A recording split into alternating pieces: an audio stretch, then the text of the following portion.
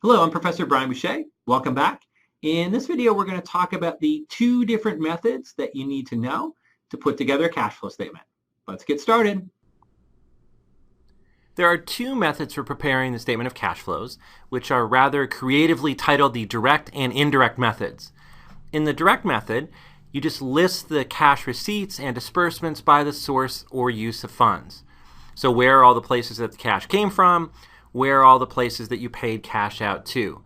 This method is always used for investing and financing activities, but is rarely used for operating activities. Instead, for operating activities, companies tend to use the indirect method. This can only be used for operating activities, and the goal is to reconcile net income with cash from operations by removing any non-cash items from net income and including any additional cash flows that were not in net income. So we're going to see a statement that starts with net income, ends with cash from operations, and shows all the differences between the two. Almost every company uses this method for their operating activities, and in fact, if you use the direct method, companies also have to provide the indirect method as well. So what this boils down to is for three buckets: operating, investing, and financing. Operating can be either direct or indirect, whereas investing and financing are always the direct method. Why does there have to be two methods? What's good for the goose is good for the gander. This is just more stupid overcomplication. You know, I am going to agree with you that this probably is a stupid overcomplication, because really every company uses the same approach for their cash flow statement. They do the investing and financing activities using the direct method, and then they use the indirect method for their operating section. Because even if they did the operating activities under the direct method, you still have to provide the indirect method anyway. The direct method's a piece of cake. You just list the cash flows based on where they're coming from or where they're going to. Really, the one thing that you have to learn that's difficult is this indirect method for operating. And we're going to spend much of the rest of the video and much of the rest of the week trying to get a handle on this indirect method for the operating section. Let's talk about the indirect method in more detail. The indirect method section will start with net income. Then it's going to adjust for components of net income that are tied to non-cash items or to investing activities. What we need to do is either add back the expenses or subtract the revenues to remove them from net income to get to cash flow. So for example, net income includes depreciation expense and amortization expense, which are both non-cash expenses. To remove those non-cash expenses so that we can get from net income to cash from operations, we have to add them back because adding back expenses removes them. We could also have gains or losses on sale of property, plant, and equipment or investments. Now there are cash flows associated with those, but we want to count those cash flows in the investing section. So we need to remove these gains and losses from the income statement. So we're going to add back losses or subtract gains to remove them from net income on our way to cash from operations. Then we need to adjust for components of net income tied to assets or liabilities created through operating activities. These are the working capital accounts, like accounts receivable, inventory, all of the payables. What we need to do here is add or subtract the change in the asset or liability account balance, and we're going to use the balance sheet equation to determine whether we should add or subtract. For example, accounts receivable is a non-cash asset. If accounts receivable went up, we would need to subtract it on the cash flow statement to stay in balance. Inventory is a non-cash asset. If it went down, we would need to add it on the cash flow statement to stay in balance. On the other side of the equation, accounts payable is a liability. If accounts payable went up, we would need to add it on the cash flow statement to stay in balance. And if something like interest payable or wages payable went down, we'd have a liability going down and we would have to subtract it on the cash flow statement. What? Really? What? Really? That example didn't make it crystal clear on how to do the indirect method? Okay, we'll do an example, or maybe two, or maybe four or five. Let's look at some examples of how to put together an indirect method cash flow statement and how it gives you the same answer as the direct method. We're going to do this for various types of income statements with them adding a little bit more complexity each example. In the simplest case, we have a company that had $100 of sales, which are all in cash. Their cost of goods sold were $60, again, all in cash. So they bought $60 of inventory with cash and sold it all during the period. And so they end up with net income of $40. Under the direct method, we would have cash collections from customers of $100, cash payments to suppliers of $60, gives us an operating cash flow of $40, And in this case, the operating cash flow is exactly the same as net income because everything the company did was in cash. If we go to the indirect method, under the algorithm, we always start with net income. Then we adjust for any non-cash expenses or anything related to investing activities, which we don't have in this case. Then we adjust for changes in working capital. But again, we don't have any in this case because we didn't create accounts receivable. All of our sales were cash. We didn't end or begin the year with inventory. And so there's no adjustments, and we end up with an indirect method that gives us a cash flow of 40, which is the same answer as the direct method. Now let's make this a little more complicated and bring in depreciation expense. So we start with cash sales and cash COGS like in the prior example, but now the company has a $10 non-cash expense depreciation, which gives the company a net income of 30. Under the direct method, we have cash collections from customers, cash payments to suppliers. Of course, there's no cash flow involved in the depreciation, so we end up with the same operating cash flow of 40. Now we need to make sure we get the same answer under the indirect method. So for the indirect method, we start with net income, which is 30 now. We add back the depreciation expense of 10. It's a non-cash expense, so to remove it from net income, we add it back. There are no changes in working capital, because again, we didn't begin or end the year with receivables or inventory. So there's no other adjustments, and we end up with operating cash flow of 40 under the indirect method, which of course is the same answer under the direct method, which always has to be the case. So, let me get this straight. If a company had, say, $10 more in depreciation expense, it would increase cash flow by $10? If a company had cash flow problems, all it would have to do is take more depreciation. That's cool. Ah, yes, the depreciation cash machine. Just crank up the depreciation expense and watch that cash flow through the door. Well, obviously it can't work like that.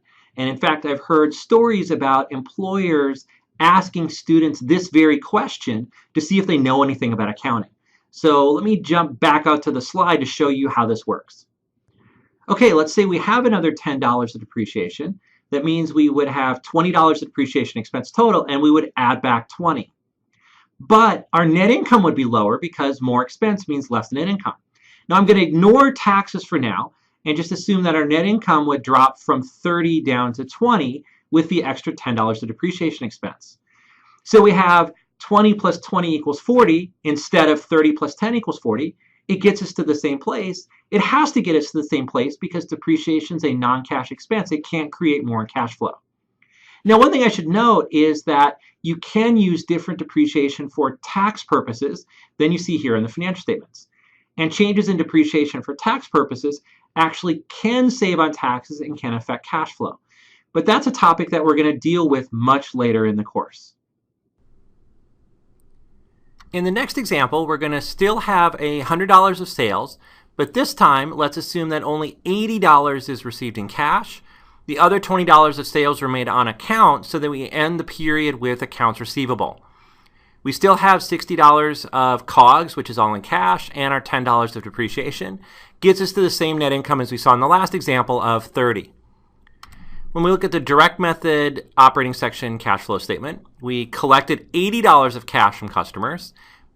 We paid $60 to our suppliers, which gives us an operating cash flow of 20. So we have less cash flow here because we collected less cash from our customers. Now let's see if we can get the same answer under the indirect method. We start with net income, and then as we saw in the prior example, add back depreciation expense because it's a non-cash expense. But now we have a change in accounts receivable that we have to adjust for under that third step in the algorithm. What happened is accounts receivable started the period at 0, ended the period at 20, so that's a $20 increase in a non-cash asset, which means that we have to subtract it on the cash flow statement. And if we look, that makes it work because we've got 30 of net income plus 10 of depreciation expenses 40 minus 20 for the increase in accounts receivable gets us to an operating cash flow of 20, which is the same answer that we got under the direct method. Run that by me again.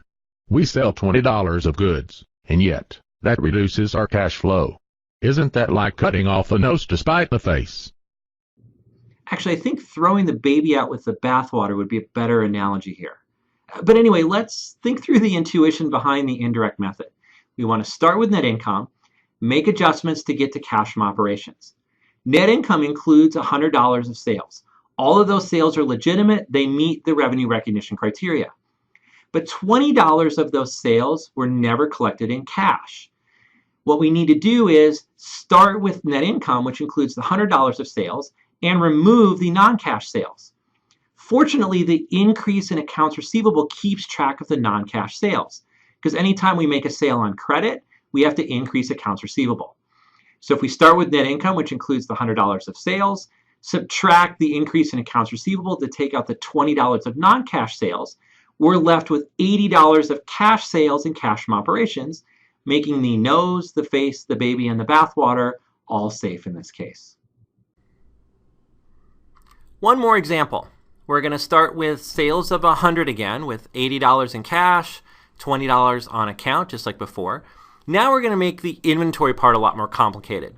So we'll keep $60 of cost of goods sold, but in this case we actually bought $75 of inventory. So we bought $15 more of inventory than we sold, and we only paid $50 in cash, which means that $25 of that inventory was acquired on account, so we have accounts payable of $25. Then we subtract off the depreciation and we end up with a net income of $30. Under the direct method, we collect $80 of cash from customers. We only paid $50 cash to our suppliers, so we don't use the COGS amount or how much inventory we bought. We use the actual cash we paid, which was $50, and we end up with an operating cash flow under the direct method of $30. Under the indirect method, we start with net income. We add back depreciation expense, so we've seen those two steps before. We've also seen the subtraction of the increase in accounts receivable to take into account that not all the sales were made in cash. Now we have to account for that mess with inventory. So what happened was our inventory started the year at 0 and ended the year at 15. It went up by 15 because we purchased 75 of inventory but only sold 60. If a non-cash asset goes up, we subtract it on the cash flow statement, so we subtract the increase in inventory.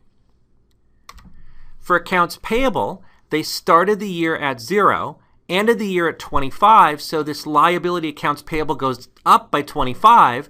That's on the other side of the equal sign, so cash has to go up by 25 to make this balance.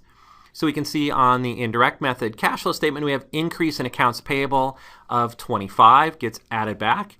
When we add everything up, we get the same operating cash flows under the direct method. So quick word on the intuition here for inventory and accounts payable. If your inventory goes up during the year, it means that you're buying more inventory than you needed for your level of sales, which means you're spending extra cash on inventory, which is why it's a subtraction on the cash flow statement. For accounts payable, if your accounts payable went up, that means that you got stuff without paying your supplier.